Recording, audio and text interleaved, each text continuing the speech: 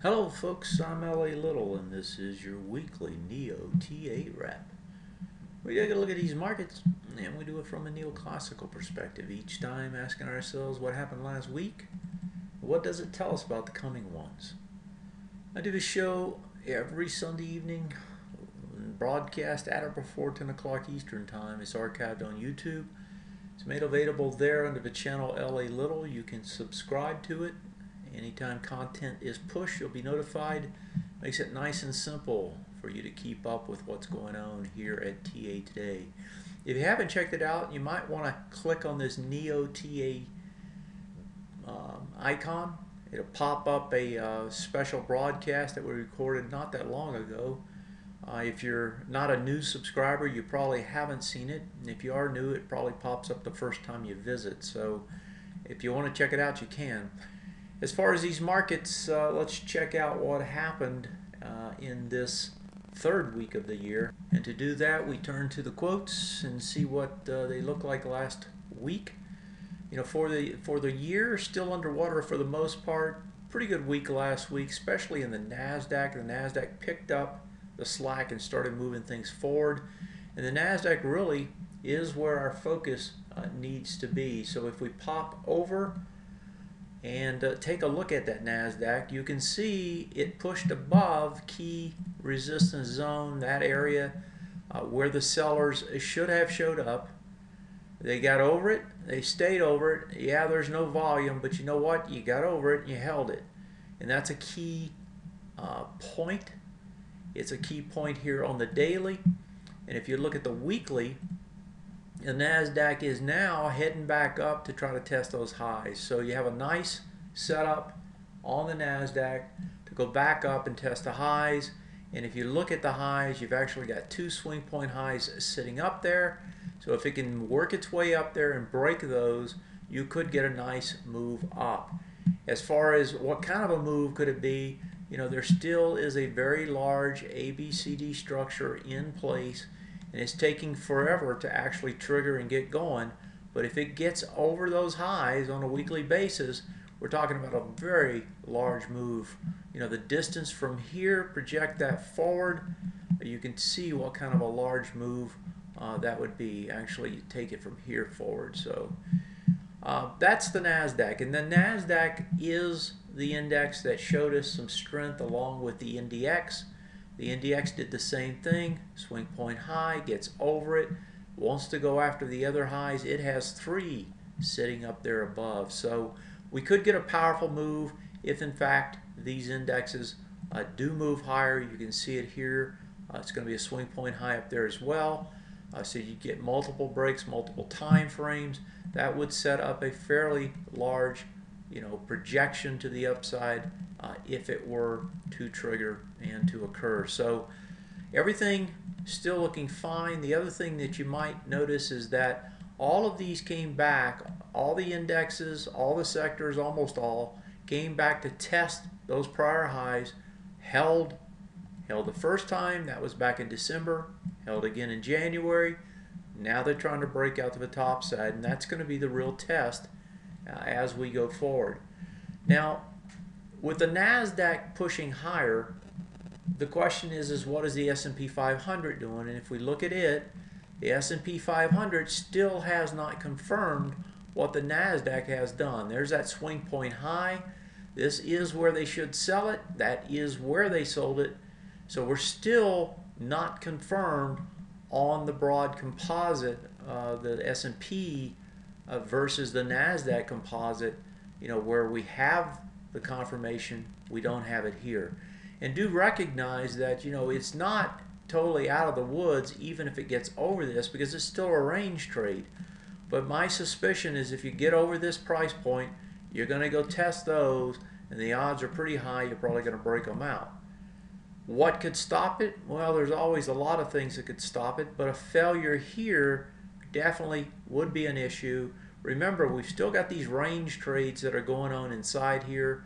You got one here, you got another one down there, and if you project one forward, you would have one up here that it could trade to. So range trades is still in effect. How far it can go, it probably would trade up into this area if it were to break higher.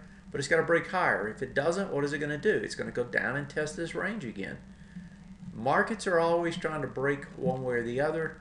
That's why we watch them at critical points to see what they're trying to tell us, both on this time frame, on the intermediate term time frame, and on the long term time frame. And in general, you know, these markets are still bullish. I mean, I know it's hard to stay with this idea, but folks, that's a pretty bullish trend. Yeah, we've had some setbacks, but they come right back each time, right? Setbacks, here it's trying to do it again. So we'll see if it works out that way. You got the Fed this week. Dollar has been extremely strong. Dollar, matter of fact, has been way too strong. If we pop over and look at the dollar, just look at the number of price points that the dollar now has traded over these swing point highs. All of these red arrows are breaks of swing point highs, every one of them. That's how strong this thing has been, and it's been a rip-roaring affair to the north. If we go back and look at the ABCD structure that it laid out, you know, that structure was here. It's already completed it. It's on extension now. Volume's expanding finally, you know, and now it's going vertical. And when it goes vertical, that's a bad thing. So when I say, you know, what could stop this? Well, a vertical dollar can certainly stop this advance. And the dollar is going to be a big issue with respect to what? And that is the Fed this week. What is the Fed going to say? What are they going to do with respect to how this dollar strength is? If they keep talking about June rate increases, this dollar is not going to stop. So we may see some language that softens that tone, makes it much more quote-unquote data dependent. Maybe they'll emphasize, you know, the big drop in oil. And as you know, oil still hasn't finished on the downside. Here's a weekly, breaks lower again last week. If you pull this to a daily, it's breaking lower on the daily. Another suspect break, but a break. If the oil can't find a bottom, that's going to put more pressure on, well, the dollar is putting pressure on the commodities, oil as well. And if the oil can't stop its downward drift, then you're going to see more pressure on commodity type stocks like the XLE, like the, what is the other one, the basic materials, XLB. If we put that one up, you'll see it there. You know, these have been hit on a strong dollar, and that's really been taking a toll. Now, domestically, our markets aren't at highs. But if you go over and you take a look at the foreign markets, right, the overseas markets, these markets are really clamoring higher. And I'm going to pull the weekly up and look at the weeklies. Here's the all ordinaries coming back up to test the swing point high. As you just saw, it got over the swing point high on the daily. Here's the Sensex. This thing has gone bonkers, right, over the highs, continues to go higher. Brazil is the only one that can't get moving. They've got their own issues, so they're kind of a one-off. You go over to Europe, the CAC makes brand new highs. The FTSE is up there testing the highs. The DAX is over the highs, right? Way over the highs. These are 7-year highs, folks. They're all up there making brand new highs. And if we just keep going along, you can see even the Canadian market starting to make another move to the north because of the currency devaluation. The Hong Kong stocks, both China and Hong Kong itself, are at new highs or going after them. Korea certainly is continued to be hurt by Japan because Japan has taken a lot of their market share away. Japan, of course, sitting up at the highs. If we look at Indonesia making new highs, Taipei making new highs, it's right across the board, one market after another. They're either at highs or going after the highs in the world markets. Now, a lot of that, as you know, was last week's ECB, where they come out with the trillion-plus quantitative easing. That pushed all the world markets higher, gave us even a boost. That was why ours was higher last week as well. You can certainly expect some sort of backfilling on these markets. Question is what will the domestic markets do, because they're not at highs, and they've also got a lot of earnings still rolling out, and earnings have not been bought for the most part. If we flip over to look at the sectors, and again, I'll keep it on the weekly, and just glance down through there. IBB making new highs. Now, the ITB got hit, still doing a retest, regenerate on the bullish side and can't hold it, so that one looks like it's a range trade at best. IYT still hanging, and as I was talking earlier, almost all of these are still holding, that prior price point. You can see them, they're still holding it all along here on the IYT, and they got hit off of UPS earnings. The SOX is still holding that same area. The XLB, XLE I already talked about. I'll skip over these. XLF now pushed back to do a retest regen off this prior high, and it did manage to hold it even with bad earnings. So the XLF still showing bullish even after a beating on the first week of earnings. XLI got a nice push up, still holding up there. The XLK, same thing. XLP, XLU, all of these at new highs or making new highs. The XLY, actually the XLV doing the same thing, and then the consumer discretionary XLY also holding. So I talked about these, I think about a week and a half ago, that the weeklies are really the strength in this market, and they have held again. So when I look at it from the sector perspective, if I think about it from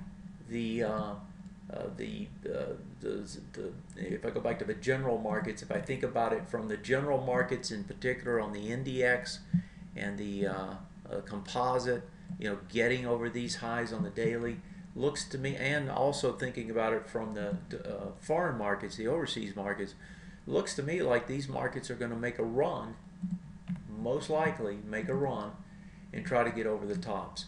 Now, if I think about it from a different perspective, where's the risk? Well, the risk is that dollar. If we come back to the dollar, here's the dollar on the daily, just vertical moves.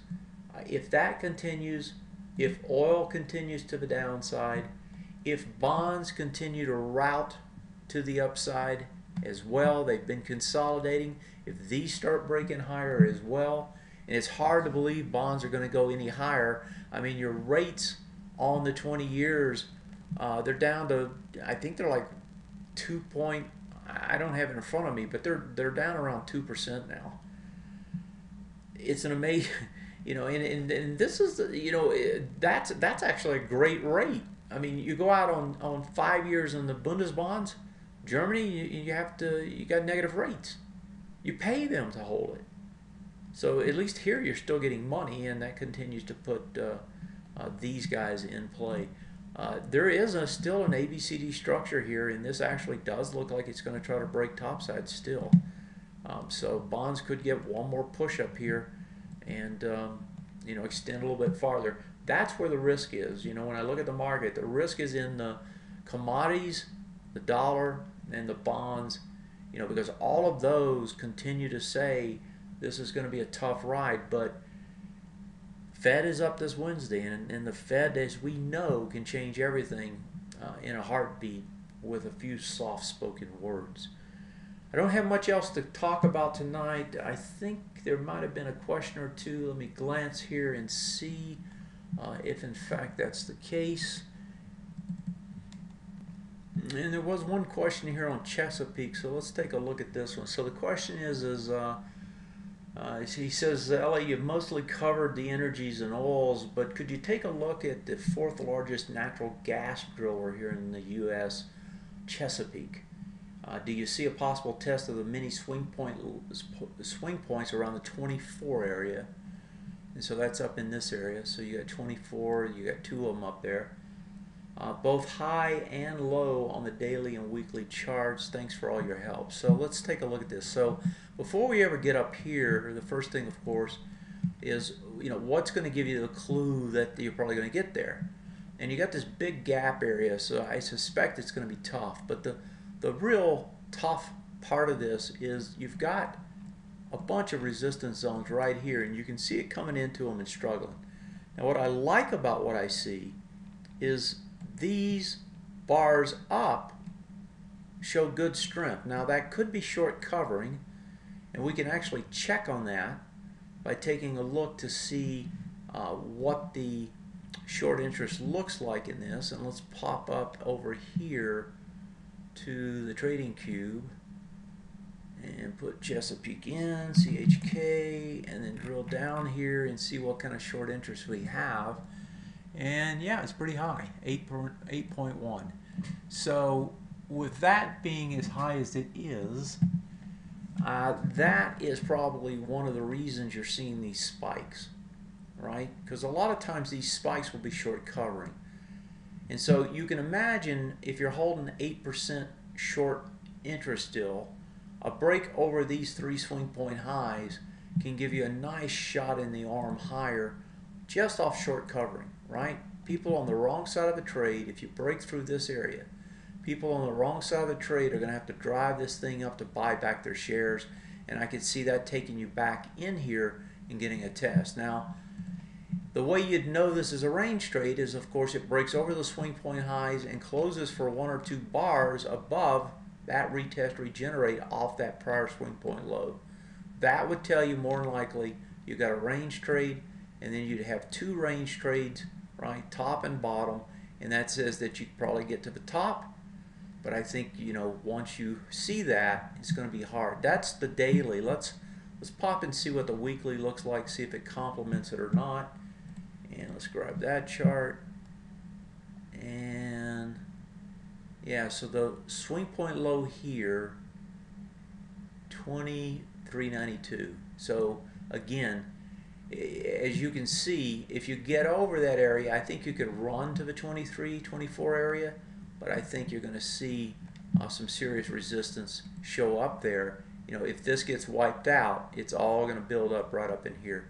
So we'll see if it gets up there. Right now, I think there's a decent chance if the oil market can quit going down, and that's the rub.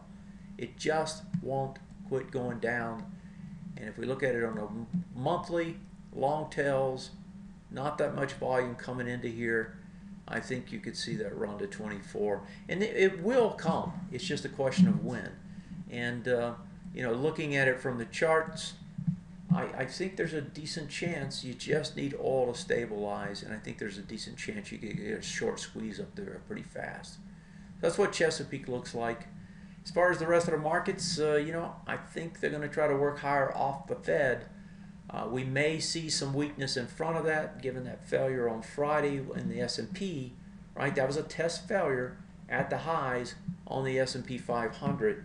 And so anytime you get a test failure, right, that gooses the shorts, right? They want to put, well, let's talk about it a different way. GSPC. If you want to take a short, where are you going to want to take it? Where's the best reward to risk? Well, it's right there where it was, right? It's right here, because you're going to put a stop right above it. And matter of fact, now that you've done this, right, it's almost guaranteed that if it comes back, they're going to short the heck out of it and put their stops right above it. Now, what does that do if something drives it higher?